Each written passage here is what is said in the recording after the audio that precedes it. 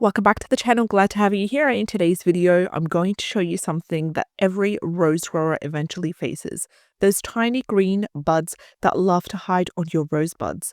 So earlier this afternoon, I was walking around the garden, me and my husband, and I just found these beautifully formed roses, and we had a closer look to inspect them, and we found aphids, as you can see, and they feed on the soft new buds and they can stop the roses from forming properly and blooming properly. But don't worry, we're going to show you exactly how we deal with them naturally, step by step, right here in the garden. So first of all, you need to spot the problem. So here's the problem. These small green insects, they gather under the leaves, and also they gather around new buds. They work to suck the plant's juices, causing the buds to deform, causing the leaves to curl and the flowers to stop opening. Horrible, isn't it? So I first noticed this when the rosebuds looked sticky and stopped blooming. They were taking a bit slower than usual, and I was like, what's going on here? You know, at the same time last year they bloomed beautifully.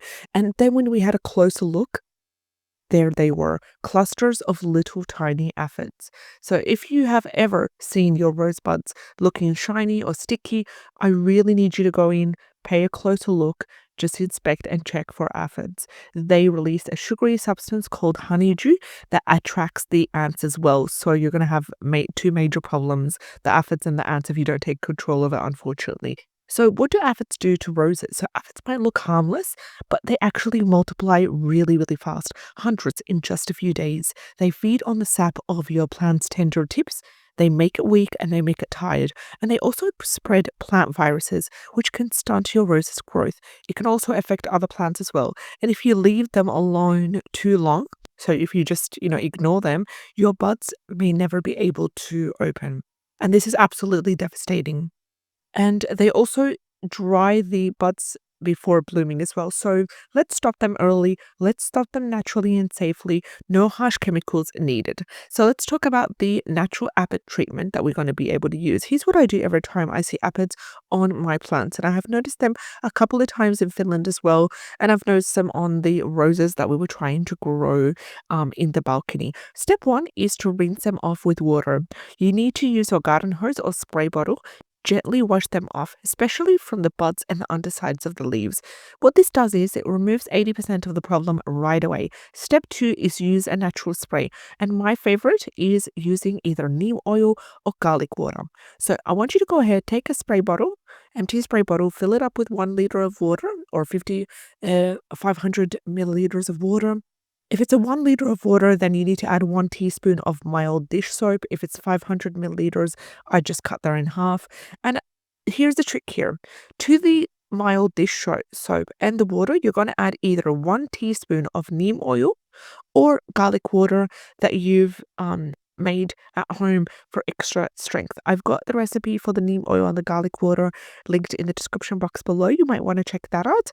And I want you to go ahead and shake it well, spray directly on the affected buds, on the stems, on the leaves, and do it early in the morning or early in the evening, not under strong sunlight. So for example, today the temperature is around 24 degrees. I'm not going to do that. I'm going to skip that and do it early tomorrow morning. So step 3 is to repeat every 2 to 3 days until the aphids are completely gone. So you can also release ladybugs or lacewings on the aphids because they love eating them.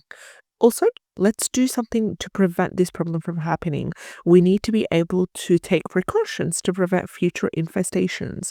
Now that we've treated the problem, here's how to stop aphids from coming back. First of all, I'm going to keep the roses super healthy. I'm going to feed them organic compost, or if I don't want to use organic compost, alternatively, you also have banana peel tea once a month. You're going to also prune old stems and dried leaves because aphids love hiding in crowded spots. Water regularly, but don't overdo it because weak overwatered plants actually attract pests. Also, one thing that I have started doing is trying plant companion herbs. Planting them. I've planted basil and I've planted calendula as well from seed near the roses. You can also try to plant either garlic, mint, basil, calendula because they naturally repel aphids. And this way, your roses will stay strong, will stay fragrant and pest-free all season long.